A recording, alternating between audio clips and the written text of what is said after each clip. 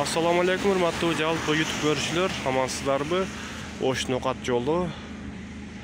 Бензиндин баасын билебиз буюрса. Россия 95 69 50, 92 69 00, 92 дагы бир башка эмеси 68 40, ТТ Солярка 67 00. Класс комментарий жазып кеттиңиздер. Достор менен бөлүшүп, бүгүн 22 май 2022 жыл. Погода вообще суук күн, жаңгыр жаап. Бензин качты 70 сом. 70 сом болуп калды.